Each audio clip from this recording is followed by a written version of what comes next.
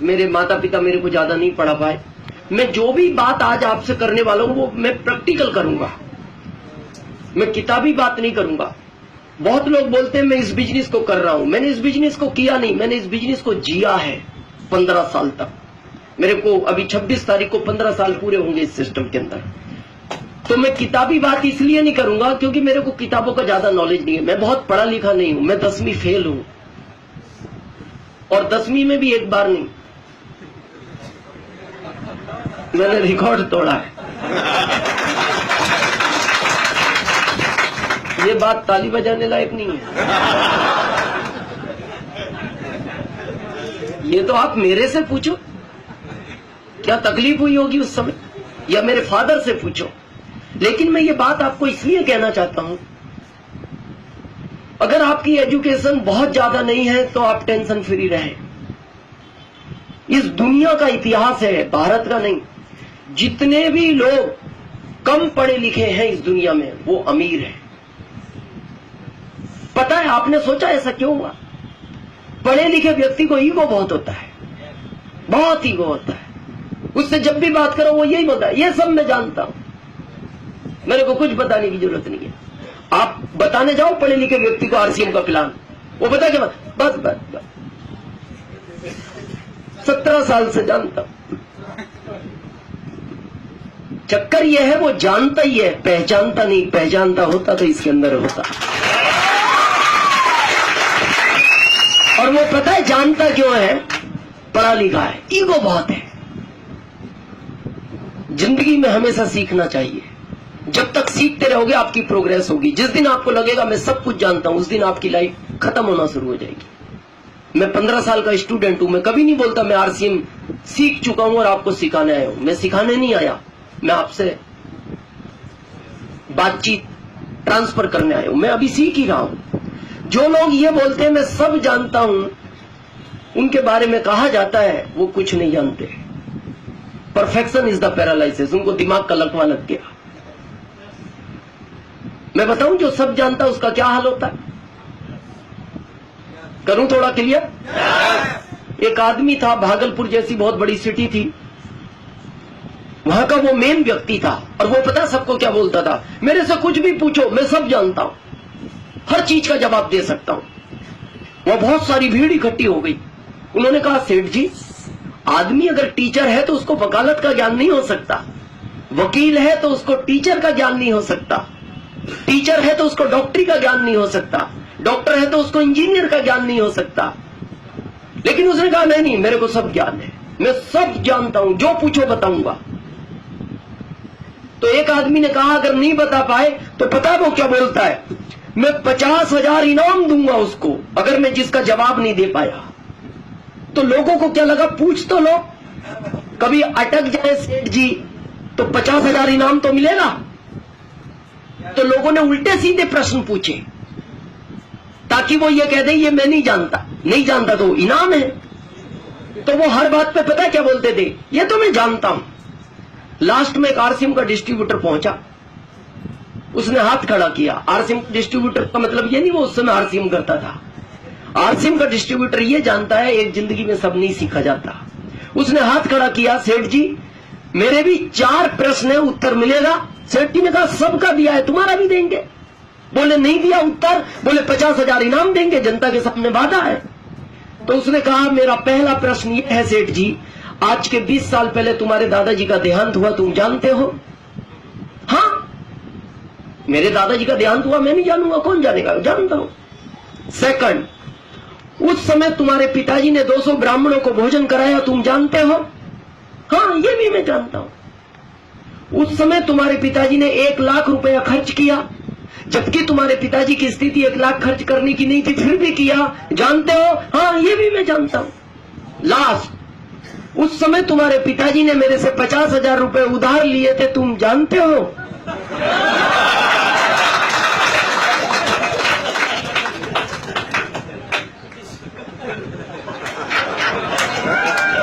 क्या कहे सेठ जी, क्या कहे?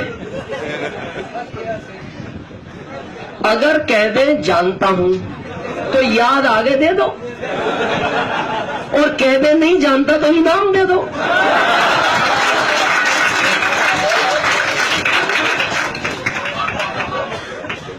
ये हालत होती है उसकी जो सब जानता है। और मेरे को पूरा विश्वास है कि हम सब सीखने आए हैं। तैयार हैं आप? जिसने भी आपको बुलाया है उसने एक नाम बताया होगा आपको आरसीएम बिजनेस का। बहुत सारे यहाँ सीनियर हैं, बहुत सारे लोग कुछ समय से आरसीएम को कर रहे हैं। मैं आज आपको थोड़ा सा माइंडली फ्री करने आया हूं। अब आपको आरसीएम को ज्यादा टेंशन लेने की जरूरत नहीं है।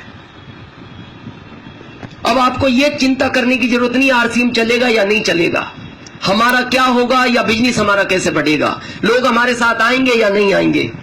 मैं एक चीज आज आपको क्लियर कर दूं, जितने भी यहाँ सीनियर लोग हैं या डिस्ट्रीब्यूटर हैं, जिसको भारत में रहना है उसको आरसीएम में आना पड़ेगा। जिसको भारत में रहना है उसको आरसीएम में आना ही पड़ेगा। पता है क्यों? कुछ लोग ये भी कहेंगे आपसे, कुछ भी कर लो मैं नहीं आऊंगा। उनको भी आना पड़ेगा। क्यों आना पड़ेगा? 2016 के पहले तक चॉइस थी, आओ या नहीं आओ। 2016 के बाद ये चॉइस खत्म हो गई। क्यों? क्योंकि 2016 9 सितंबर को मोदी सरकार ने इसको कानून में ले लिया। और जो चीज सरकार के कानून में आ जाती है उसको करना फिर इच्छा नहीं होता, मजबूरी होता है। हेलमेट पहनते हो आप लोग? ये गाइडलाइन में है, सरकार के कानून में है, लेकिन फिर भी आज सब लोग हेलमेट नहीं पहनते। आप देखना, आज भी समझदार आदमी हेलमेट नहीं पहनता।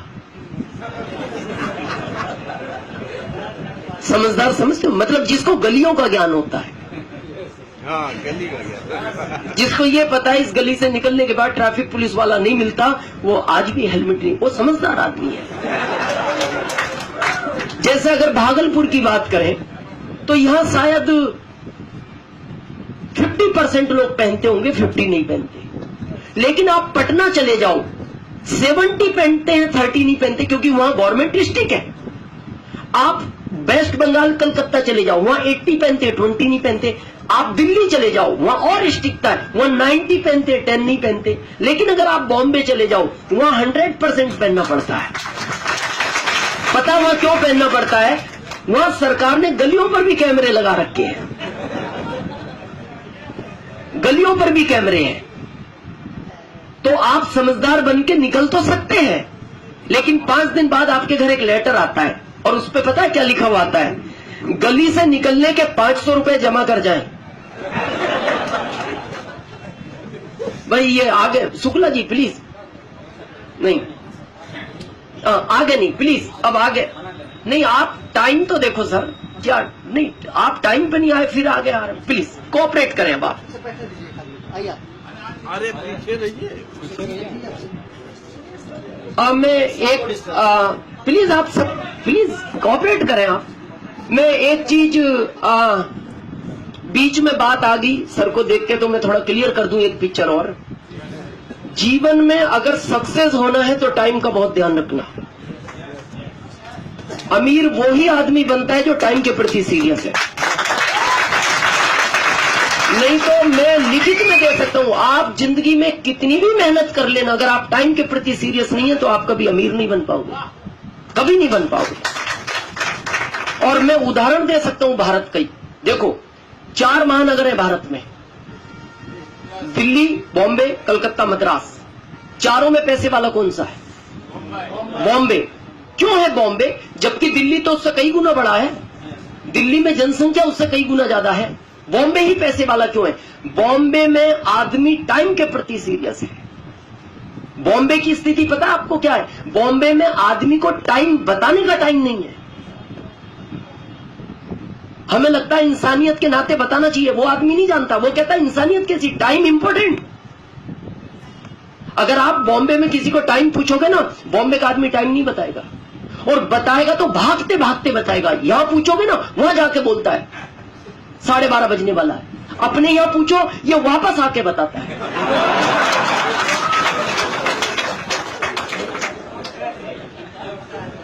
ये अंतर है।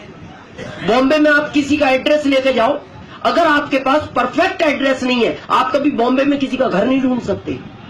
एक ही फ्लैट में आदमी 25 साल से रह रहा है और जाके पड़ोसी को पूछो, भाई साहब वो वर्मा जी रहते ना आपके पास में? वो कहता कौन वर्मा जी? बोले 25 साल से इसी बिल्डिंग में। बोले मैं कोई वर्मा को नहीं जानता। क्यों? उसको वर्मा जी से कोई काम नहीं। पड़ोसी 25 साल से पड़ोसी को नहीं पहचानता। बोलो। और हमारे यहां की बात करो, पूरी कॉलोनी का इतिहास पता है। हमारे यहां का आदमी तो यहां तक जानता है ये आदमी घर से कब निकलता है, किस पुलिया पर बैठता है और किस और मुंह करके बैठता है।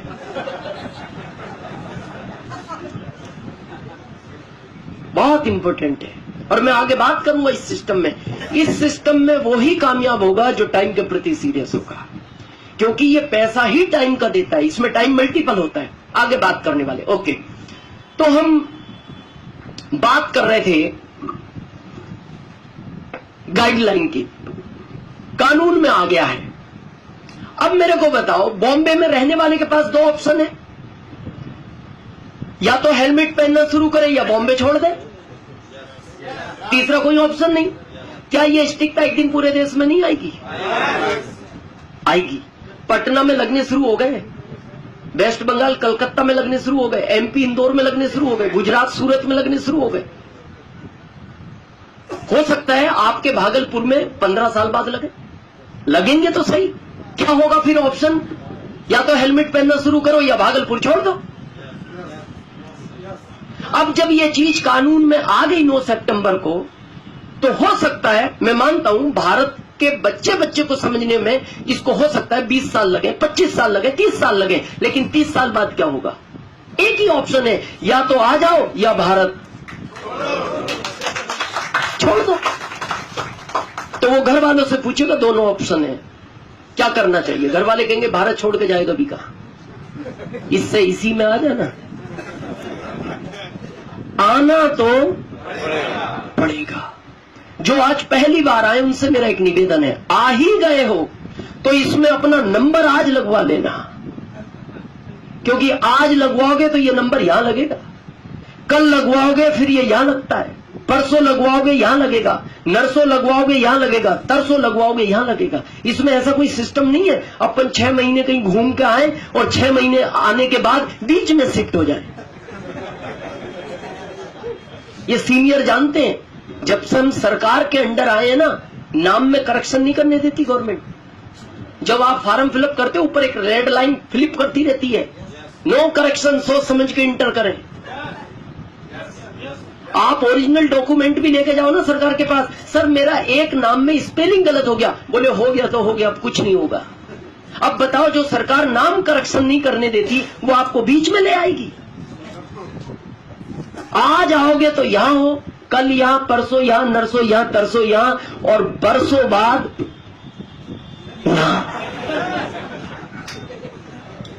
हाँ, वो दिखाई नहीं देगा, वो बहुत नीचे चला जाता है, वो दिखाई नहीं देगा। और यहां पता है या दुख क्या होता है? मैं दुख बताता हूं आपको। दुख ये होता है, जिंदगी भर आदमी के दिमाग में एक प्रश्न घूमता है, काश ये वाला नंबर क्या होता। मैं आपको रियल घटना बताता हूं। 26 जुलाई 2002 आप ही की तरह मैं पहली बार एक मीटिंग सुनने गया 15 साल पहले। उसमें 8 व्यक्ति पहले थे, 9वां मैं था, 10वां कोई आया नहीं। आश्चर्य की बात यह है कि जिसने बुलाया वो भी नहीं आया, और उससे भी बड़ा आश्चर्य इस बात का है वो आज तक नहीं आया।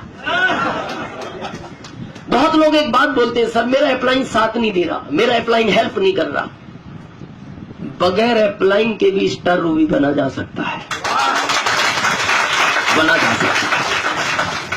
अब जब मैं उस हॉल में घुसा तो उस समय मैं सेमी गवर्नमेंट एमपी कृषि उपज मंडी में काम करता था, 2075 रुपए में मेरी सैलरी हुआ करती थी।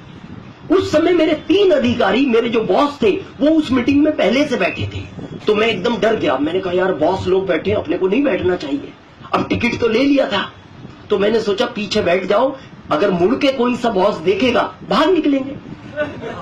लेकिन जैसे मैं इंटर हुआ, बॉस ने तुरंत मुड़ के देख लिया। कैसे आए हो दिनेश? सर जैसे आप आए हो। किसने बुलाया है? सर वो तो आएंगे। मैंने कहा सर आप बैठो, मैं जा रहा हूं। नहीं नहीं बैठ, तू भी बैठ, बैठ, सुन ले, जब आया है तो सुन ले। अब जब मीटिंग शुरू हुई, ध्यान से सुनना, जब मीटिंग शुरू हुई 1 घंटे बाद वो तीनों लोग उठ के चले गए। क्यों उठ के चले गए? पढ़े लिखे थे, दिमाग ज्यादा था, चले गए। मैं बैठा रहा। मीटिंग एंड होने के बाद मैंने उसी समय 1 घंटे बाद आरसीएम को ज्वाइन कर लिया, जबकि मेरी सैलरी 2075 और ज्वाइन करने के लिए उस समय चाहिए थे 1480। स्थिति नहीं थी, फिर भी किया मैंने, इधर उधर जुगाड़ करके तुरंत 1 घंटे में ज्वाइन किया। अगले दिन जब मैं जॉब पे गया तो वो मेरे तीनों बॉस बोलते हैं, उसमें जो मेन बॉस था उसकी सैलरी उस समय 7000 हुआ करती, जो मेन था। तो मेरे को वो मेन बॉस बोलता है दिनेश रात में कब आए? मैंने कहा सर मीटिंग एंड होने के बाद। पूरी मीटिंग सुनी? हाँ। मैंने कहा सर आप तो 1 घंटे बाद ही आ गए। अरे बोले कुछ नहीं। मैंने कहा सर एंड ही तो अच्छा था, वो आपने देखा नहीं? एंड वाला जो सीन था वही कीमती था। बोले क्या कीमती था? मैंने कहा इतना कीमती था मैं रात को ही ज्वाइन हो गया। बोले बहुत जल्दी की? मैंने कहा हाँ सर, वो लास्ट का जो मेरे को पॉइंट लगा वो इतना पावरफुल था, मैंने उसी समय जुगाड़ करके ज्वाइनिंग ले ली। फिर पता वो मेरे को क्या बोलते हैं? मैंने कहा सर आपका क्या विचार है? उनका, अब उनकी कहानी सुनना, क्या बोलते हैं, दिनेश ये पढ़े लिखे लोगों का काम नहीं है, इसको अच्छे लोग नहीं करते, ये बेवकूफ लोगों का काम है। और जो कम पढ़े लिखे लोग होते हैं वो ऐसा काम करते हैं, लेकिन तूने सही डिसीजन लिया है। समझे आप? इनडायरेक्टली उनको जो मेरी बेइज्जती करनी थी वो लास्ट लाइन में कर दी। क्या बोले? ये पढ़े लिखे लोगों का काम नहीं है, ये अच्छे लोगों का काम नहीं है, ये बेवकूफ लोगों का काम है, पर तूने सही डिसीजन लिया है। कि मतलब उसमें तू सबसे पहले शामिल होता है। 3 साल पहले तीनों ज्वाइन हुए हैं। 3 साल पहले तीनों ज्वाइन हुए। एक का रॉयल्टी हुआ मार्च में, एक का लीडरशिप हुआ, एक का वाइटल निकला, और वाइटल मेन बॉस का निकला है क्योंकि वो सबसे आखिरी में आया है। कुछ दिन पहले की कहानी है, उन्होंने मेरे को फोन किया, दिनेश कहाँ हो? मैंने कहा सर मैं दिल्ली एयरपोर्ट में हूँ। कहाँ जा रहे हो? मैंने कहा सर मैं रतलाम आ रहा हूँ। कब तक आ जाओगे? मैंने कहा सर 3 घंटे में। कोई विशेष? बोले नहीं, इसके फ्यूचर के लिए बात प्लानिंग करना था। मैं गया, मैंने कहा सर रात को मिलते। बोले नहीं आप टूर से आ रहे हो, मॉर्निंग मिलते। मॉर्निंग होटल में वो चाय पी रहे थे तीनों। मेरे को फोन किया हम इस होटल में, दिनेश जी आ जाओ। मैं जब वहां पहुंचता हूं, उन्होंने एक चाय और ऑर्डर किया। आप विश्वास नहीं करोगे, जो मेन बॉस था ना, बात करते करते उसकी आंख में आंसू झलक आए। तो मेरे को लगा घर में कोई ट्रेजेडी हो गई होगी। तो मैंने कहा सर क्या हुआ? मेरे लायक कुछ काम? बोले नहीं तुम्हारे लायक कुछ। सर कुछ हो तो बताओ। बोले दिनेश इसमें तुम कुछ नहीं कर सकते। मैंने कहा सर फिर भी कुछ तो। बोले इसमें तुम कुछ नहीं कर सकते। मैंने कहा सर फिर भी क्या हुआ? बोले दिनेश बस एक ही बात का दुख है, काश ये वाला नंबर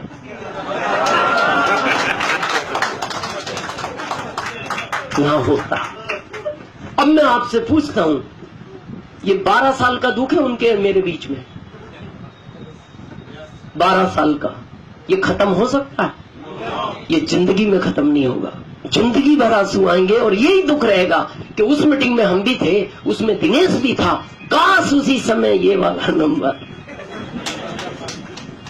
मैं आपसे रिक्वेस्ट करता हूं, ये दुख आप मत लेके जाना, समझ के करना, अप्लाई से प्लान और देख लेना, सब कुछ देख लेना, लेकिन आ ही गए हो तो इस चीज को मत छोड़ना। ये आज नहीं तो आपके भविष्य में आपके बच्चों के काम आएगी, भले आपके समझ में आज ना आए। क्लियर है? हम सब यहाँ इकट्ठे हुए हैं इसलिए कि सबको पैसा चाहिए। एग्री है मेरी बात से? जितनी भी प्रॉब्लम इस दुनिया में है शायद पैसे के लिए है। भाई भाई से लड़ता है, कारण पैसा है। बच्चे माँ बाप से अलग हो जाते हैं, शायद कारण पैसा है। 4 बर्तन जिस घर में होते हैं आवाज आती है, सहमत हैं आप मेरी बात से? पैसे को लेकर एक बात याद आती है मेरे को, बड़े ध्यान से सुनना। पैसा आज की क्या जरूरत है। एक बार एक अर्थी जा रही थी, अर्थी यू नो अर्थी, अर्थी एकदम सिंपल थी, उसके पीछे हजारों लोग लाइन में थे, भीड़ थी बहुत। तो जो भी उस अर्थी को देखता था वो ये समझता था कोई महान व्यक्ति इस दुनिया से चला गया, इसलिए सम्मान में ये भीड़ है। लेकिन उस अर्थी के आगे कुत्ता चल रहा था, कुत्ते को हार फूल माला पहना रखे थे। तो जो भी देखता था वो कंफ्यूज हो जाता था कि इस अर्थी में इस कुत्ते का क्या काम है। और कुत्ता वो भी सजा हुआ, सजाना था तो इस अर्थी को सजाना था। हर व्यक्ति टेंशन में था। एक आदमी को सहन नहीं हुआ, वो दुकान से भागा भागा आया और जो लोग अर्थी को कंधा देके जा रहे थे, 4 लोग, आगे वाले व्यक्ति से जाके पूछता है, भाई साहब इस अर्थी पर कौन है? उसने कहा मेरी पत्नी है। बोले ये कुत्ता किसका है? बोले कुत्ता मेरा है। बोले आपने कुत्ते को इतने हार क्यों पहनाए हैं? बोले मेरी पत्नी इसी के काटने से मरी है। उसका तो दिमाग खराब हो गया। उसने कहा अजीब आदमी हो, पत्नी को कुत्ते ने काट लिया, पत्नी मर गई और तुमने कुत्ते को सजा दिया। उसने कहा आप पहले मेरी बात तो सुनो, मैं एक बहुत गरीब परिवार का लड़का हूं। मेरी माँ ने लोगों के घरों में बर्तन साफ किए, कपड़े साफ किए, पोछा लगाया, मेरे को पढ़ाया और मैं इकलौता लड़का हूं मेरे माँ बाप का। मेरे को बड़ा किया, डिग्रियां दिलाई और भारत सरकार ने मेरे को नौकरी नहीं दी। मेरी शादी हो गई। रोज मेरी पत्नी घर से एक लिस्ट देती थी बाजार से सामान लाना। अब मैं बेरोजगार था, जब मेरे को काम मिलता ले आता था, नहीं मिलता नहीं ला पाता था। अब जिस दिन मैं नहीं ला पाता था ये लड़ती थी मेरे से, बोलती थी क्यों शादी की आपने मेरे से जब आपके पास पैसा नहीं था। मैं बड़ा परेशान हो गया, रोज की लड़ाई से मैं तंग आ गया और मैं चाहता था किसी भी तरह ये छुटकारा हो। और ये शुभ काम मेरे इस कुत्ते ने किया। तो वो जो आदमी आया था वो पता है क्या बोलता है उस आदमी से धीरे से कान में, भाई साहब क्या ये कुत्ता एक दिन के लिए उधार मिलेगा?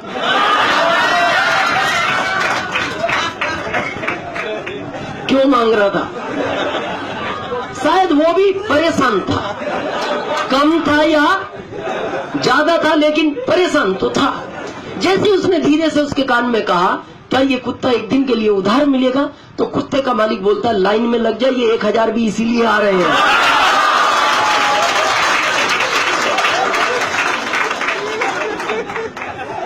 तकलीफ तो है, तकलीफ है, हर आदमी को तकलीफ है, क्योंकि पैसा एक ऐसी चीज है। आज मुकेश अंबानी से कहो और कुछ फैक्ट्री डालिए वो रेडी है। पैसा जितना हो उतना कम है, पैसे से आज तक कोई संतुष्ट नहीं हुआ। मैं आगे आपको कहानी बताने वाला हूं। आने वाले समय में पैसे की बहुत शॉर्टेज हो जाएगी, क्योंकि पैसा भारत का व्यक्ति कमाता है या तो जॉब से या फिर बिजनेस से। तीसरे की तो आज मैं बात करूंगा, इसको डीएसएम बोलते हैं। यह जॉब वाले कुछ लोग हैं, हाथ खड़ा करें एक बार, जो जॉब में है काफी लोग हैं। स्टूडेंट हाथ खड़ा करें, स्टूडेंट, काफी स्टूडेंट है। अच्छा, जो मदर फादर अपने बच्चों को पढ़ा रहे हैं वो हाथ खड़ा करें, काफी है। मैं आपसे पहला प्रश्न ये पूछता हूं, अपने बच्चों को आप क्यों पढ़ा रहे हो?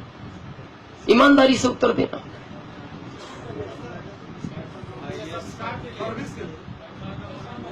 पैसा पढ़ा के कमाने के लिए तो पढ़ाई नहीं चाहिए। धीरू भाई अंबानी पढ़े लिखे नहीं थे। मैं रियल बताऊं, आप जॉब के लिए पढ़ा रहे हो। अच्छा कोई गवर्नमेंट में जुगाड़ हो जाए, जॉब मिल जाए। मैं आपको ये बताने वाला हूं, आप बहुत गलतफहमी में जी रहे हो। 2025 के बाद भारत में जॉब नहीं है, जॉब ही नहीं है। आपको पता है, शायद अभी अंदाज नहीं है, क्योंकि आप ना तो सर्च करते हो इन चीजों को। वही चीज मैं आपको बताने वाला हूं। टेक्नोलॉजी चेंज हो रही है। देखो जॉब कहां कहां लगता है, ध्यान से सुनना। जॉब टीचिंग में लगता है, जॉब बैंक में लगता है, जॉब पुलिस में लगता है, जॉब रेलवे में लगता है, जॉब आर्मी में लगता है। अब मैं टीचर की बात करता हूं। अभी तक टीचर में यह था किसी भी समय जाओ, साइन कराओ, जितना पढ़ाओ पढ़ा दो। सरकार को यह लगा ये टीचर सीरियस नहीं है। अब सरकार ने बड़े कॉलेज में एलईडी लगा दिए। अब उसमें टीचर की एंट्री नहीं है। बच्चे आएंगे, टाइम से एलईडी चलेगा, उसमें से ही सामने वाला एलईडी से ही प्रश्न उत्तर करेगा बच्चों से। अब उनको आदमी चाहिए ही नहीं, और वो टाइम पे पढ़ाएगा, टाइम पे छोड़ेगा। यानी आने वाले समय में सरकार को टीचर नहीं चाहिए। सेकंड आता है पुलिस। पुलिस क्यों रखती है सरकार? चौराहे पे खड़ा होकर ध्यान रखे कोई गाड़ी ना निकल जाए, कोई गलत आदमी ना निकल जाए, कुछ गलत काम ना हो जाए। अब ये चौराहे पे खड़ा तंबाकू मल रहा है, गाड़ी निकल गई। बाद में सरकार को पता लगा गाड़ी तो इसी रूट से निकली थी। वो कहता है सर मैं अटेंशन खड़ा था। बोले तुम खड़े थे, गाड़ी निकली कैसे? सरकार को लग गया ये आदमी सीरियस नहीं है। आने वाले समय में सरकार हर कोने पे कैमरे लगाएगी। उसे पता है इससे सीरियस आदमी कोई नहीं है, रात में भी जागता है, चींटी नहीं निकल सकती इसकी निगाह से बचकर। अब आने वाले समय में सरकार को पुलिस नहीं चाहिए। कोई गलत एक्टिविटी करेगा कैमरा पकड़ेगा, सीधी उसको सजा होगी। अब तीसरा लगता है बैंक में। बैंक में क्यों चाहिए आदमी सरकार को? एक पैसा देने वाला, एक जमा करने वाला। तो आप देखना जो बैंक में देने वाला पैसा होता है, तो कई बार कैशियर बरसात में नोट चिपके होने की वजह से कई बार एक ज्यादा भी दे देता था। कुछ लोगों के साथ हुआ होगा, जैसे देने थे 80 दे दिए 81। फिर वो फोन करता है सर वो 500 का एक नोट ज्यादा चला गया सर, वो शाम को जब सिल्लक मिलाई ना। इसका मतलब सरकार को पता लग गया आदमी सीरियस नहीं है, ये नोट ज्यादा दे देता। एटीएम ले आई, एटीएम ने कभी आपको एक नोट ज्यादा दिया? देखो कितना सीरियस आदमी है। बरसात में भी चिपका हुआ ज्यादा नहीं देता, उसको डाउट होता वहीं रोक लेता है, एरर दिखा देता है, बोले बाद में मैं शांति से गिन के दूंगा। है सीरियस। और फिर वो जो बैंक में पैसा देता है ना, वो मैनेजर को 5 बजे घड़ी दिखा देता है, सर मेरा टाइम हो गया। एटीएम बोलता है सर मैं रात के 2 बजे भी बाहर खड़ा हूं, आप कभी भी आपका आदमी भेजो, मैं 24 घंटे सेवा में हूं और सैलरी भी नहीं लूंगा। आपने एक बार मेरे पे इतना खर्च किया है, वो बहुत बड़ा एहसान है आपका मेरे ऊपर। अब रहा कौन? लेने वाला। अब बैंक के लेने वाला एटीएम भी बाहर ला रही है। उस एटीएम में एसबीआई, पंजाब नेशनल, सारी बैंकें लाएंगी। गवर्नमेंट ने पास कर दिया प्रोजेक्ट, सब बैंक के बाहर एटीएम लगाएंगी जिसमें पैसा जमा करोगे, रात में जाओ। अब रहा चेक का, चेक वाले एटीएम भी बैंकें ला रही हैं, चेक भी बाहर लगेंगे, वहीं से स्क्रीन करेगी, वहीं कुछ गलती होगी वो बोल देगा कंप्यूटर इसमें करेक्शन करो, उसके बाद वहीं से आप जिस बैंक में ट्रांसफर करना उस बैंक में ट्रांसफर कर दो। अब बैंक में आदमी नहीं चाहिए सरकार को। अब बचा क्या? रेलवे। रेलवे में क्यों चाहिए आदमी? ट्रेन चलाने वाला, गार्ड, टीटी, टिकट देने वाला, टिकट लेने वाला, टिकट चेक करने वाला। मैं अभी दिल्ली से आ रहा हूं, हमारा जो ये यूनिक इनवर्ट का ऑफिस है ये सेक्टर 11 द्वारिका में है, तो मैंने कार्ड बनवा रखा है हमारे रेलवे का। अभी दिल्ली में बगैर ड्राइवर की ट्रेन चालू कर दी सरकार ने। उसमें ना ड्राइवर है, ना गार्ड है, ना टीटी है, ना टिकट देने वाला है, ना लेने वाला है, कोई नहीं है, सब कंप्यूटराइज है। उसमें सिस्टम पता कैसा? एक गेट है, इस गेट पे इस कार्ड को दिखाओगे और वो स्क्रीन करेगा तो गेट खुलेगा, आप अंदर जा सकते हो, ट्रेन में बैठ ही नहीं सकते। उसके बाद वो कंप्यूटराइज है, आके रुकेगी 5 मिनट, सारे गेट खुलेंगे, आप अंदर हो गए, कंप्यूटर देख लेगा बाहर कोई नहीं है, गेट बंद होंगे, चल पड़ेगी, अगले स्टॉपेज पे रुकी। अब आगे जब उतरोगे तो फिर एक गेट निकलेगा, कार्ड दिखाओगे, फिर उतना पैसा कट जाएगा, आप बाहर इंटर हो सकते हो। अब उसमें गार्ड टीटी कुछ नहीं। तो भारत का आदमी क्या सोचता है? जुगाड़ू है ना, बोले इसमें कोई चेक करने वाला नहीं है, अपन 2-4 स्टेशन ज्यादा घूम के आएंगे आप। तो अब आपको जाना था 11, उतरे 13 पे जैसी कार्ड दिखाओगे तो पता अंदर कंप्यूटर में से क्या आ जाएगी। आपको उतरना तो 11 पे था, गलती से 13 पे आ गए, इसलिए 11 की जगह 33 रुपए कट गए। धन्यवाद।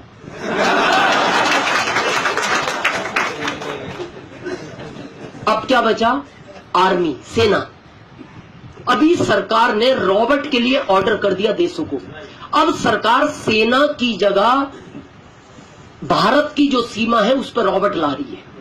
और रॉबर्ट की यह खासियत है, उसका निशाना नहीं चूकता, कंप्यूटराइज है, जहां तक उसको आदमी दिखता वहां तक मारता है। और दूसरी खासियत यह है, उसको कोई मारे उसको फर्क नहीं पड़ता। अब मैं आपसे जो लास्ट प्रश्न पूछ रहा हूं वो ये पूछ रहा हूं, आप अपने बच्चों को पढ़ा क्यों रहे हो?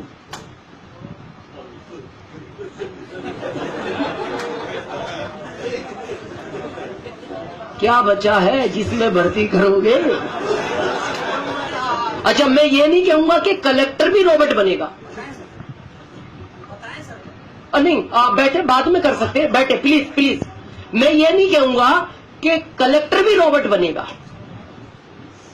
कलेक्टर रहेगा, वहां आदमी रहेगा, लेकिन फिर क्या होगा कि जहां अभी भारत सरकार को 1 लाख बच्चों में 1000 चाहिए, फिर वहां सरकार को 1 बच्चा चाहिए, 1000 नहीं चाहिए। पूरा टेक्नोलॉजी चेंज हो रही है।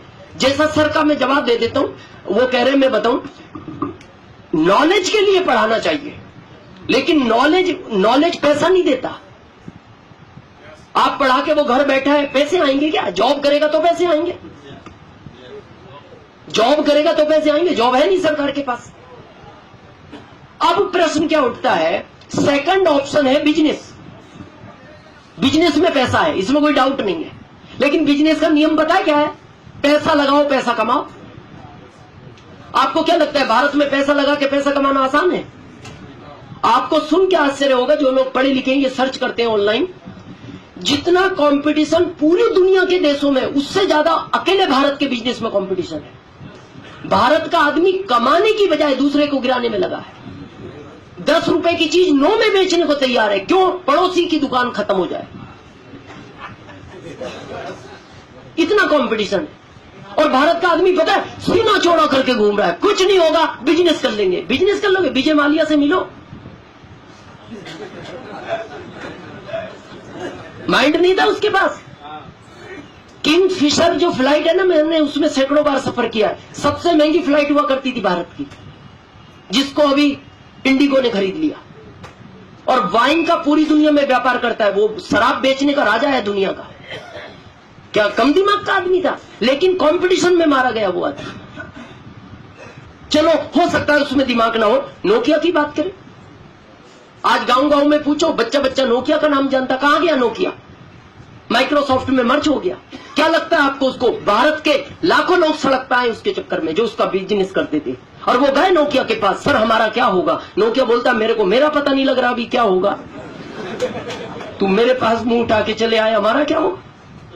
चलो हो सकता है नोकिया से गलती होगी। HMT घड़ी, या बड़े बुजुर्ग जानते हैं, पहले किसी को दहेज में HMT घड़ी मिलती थी ना, समाज में एक मैसेज जाता था, किसी बड़े घर में शादी हुई है, अभी लेके पछता रहा होगा।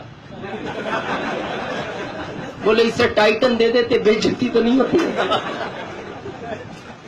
सोचो 1 साल नहीं 8 साल तक सरकार ने उसका इंतजार किया, लगातार 8 साल नुकसान में चला HMT, और बंद कर दिया सरकार ने। यानी पैसा लगा के पैसा कमाना आसान। लेकिन जिसकी आज मैं बात करना है वो DSM, बहुत ध्यान से सुनना। यह सिस्टम 70 साल पहले इस दुनिया में आया, 70 साल पहले भारत में आया ये 1994 में। और 1994 में इसको डॉक्टर मनमोहन सिंह जी, जो हमारे पूर्व प्रधानमंत्री हैं, उन्होंने ही DSM को इंडिया में आने की अनुमति दी थी। अब प्रश्न यह उठता है, ये सिस्टम की जरूरत क्यों पड़ी, क्यों आया, क्यों मनमोहन सिंह जी लाए? मनमोहन सिंह जी के बारे में कुछ लोग जानते होंगे, वो दुनिया के टॉप 10 अर्थशास्त्रियों में उनका नाम आता है। दुनिया के बहुत माइंडेड व्यक्ति हैं। वो जब अमेरिका गए थे, उस समय वो वित्त मंत्री थे, तो उन्होंने अमेरिका में देखा हर आदमी कार चलाता है, यानी झाड़ू लगाने वाला भी कार से उतर रहा है। तो उन्होंने उस आदमी को रोक के पूछा, अपना पूरा उन्होंने गाड़ियां रुकवाई, बोले इस आदमी को बुला के लाओ जो कार से आया है। उससे पूछा भाई ये कार किसकी है? बोले कार किसकी नहीं, कार इसकी है। बोले तू झाड़ू लगाता है? बोले ये मेरा प्रोफेशन है। बोले झाड़ू लगाता कार मेंटेन करता है? बोले सर आप आगे जाके मत पूछना, यहाँ हर व्यक्ति के पास कार है। क्यों? बोले हम जो भी खरीदते हैं ना, उसका हमारे घर में 45% वापस आ जाता है। यहाँ हर व्यक्ति पैसे वाला है, हर व्यक्ति के पास कार है। अब आगे जाके मत पूछना कार किसकी है। उन्होंने ये बात उनके दिल को छुई। उन्होंने अमेरिका गवर्नमेंट से बात की, क्या ये सिस्टम भारत में नहीं चल सकता? अमेरिका गवर्नमेंट ने कहा चल सकता है, आप वित्त मंत्री हो, आपको अधिकार है, चलाओ तो चला दो। उन्होंने कहा क्या मेरा देश आपके देश की तरह अमीर बनेगा? तो वहां की गवर्नमेंट का स्टेटमेंट पता है क्या था? मनमोहन सिंह जी, आपका भारत बहुत बड़ा देश है, अगर भारत का आदमी सिस्टम को समझता है ना, तो आपका देश अमीर नहीं वापस सोने की चिड़िया बन जाएगा, वापस सोने की चिड़िया बन जाएगा। लेकिन अब प्रश्न ये उठता है बना क्यों नहीं? 1994 से बहुत लंबा अरसा हो गया। मैं बताऊं क्यों नहीं बना। मनमोहन सिंह जी से उस समय एक बहुत बड़ी गलती ये हो गई, वो इस पर कानून नहीं ला पाए। अगर उसी समय इस पे कानून आ जाता ना DSM पे, आज भारत का नक्शा चेंज होता। अब कानून क्यों नहीं लाए? गलती उनकी भी नहीं थी, भारत के थे ना। उनको क्या लगा कि भारत में 20-25 साल तो बगैर कानून के चीज चलती रहती है, कहां इतना टेंशन लेना। लेकिन इसकी आड़ में पता क्या हुआ, करंट की पोजीशन बता रहा हूं, क्योंकि मैं दिल्ली बैठता हूं 5 दिन में, मानव अधिकार में प्रदेश अध्यक्ष हूं एमपी का, तो सरकार के साथ मेरी 5 दिन मीटिंग रहती है दिल्ली। सरकार के पास जो आंकड़ा है वो करंट में 32,900 कंपनियों का है। इसकी आड़ में इतनी कंपनियों ने जन्म ले लिया भारत में। आज देखो ना, ऐसी ऐसी कंपनियां आई भारत में, 5 साल में पैसा डबल, 4 साल में डबल, 3 साल में डबल, 2 साल में डबल, 1 साल में डबल, और 2016 के एंड में तो ऐसी कंपनियां आ गई थी, सुबह जमा करो शाम को डबल। कहां से होगा? इतना लूटम लाट चला। इसलिए मोदी सरकार ने 9 सितंबर को इस पे गाइडलाइन बनाई। और आप आरसीएम वालों के लिए गर्व की बात यह है, इस 32,900 में गाइडलाइन के हिसाब से इंडिया नहीं दुनिया में आप टॉप नंबर पर हो।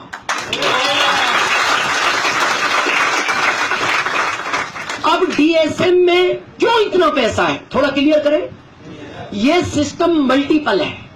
आप यहां टाइम डाल के भी पैसा नहीं कमा सकते। 24 घंटा है ना आपके पास, 12 घंटे जॉब करोगे 12 घंटे का पैसा आएगा, 12 घंटे दुकान खोलोगे 12 घंटे का पैसा आएगा, 12 घंटे खेती करोगे 12 घंटे का पैसा आएगा। क्यों? इन सिस्टम में पता क्या होता है, 1 + 1 2,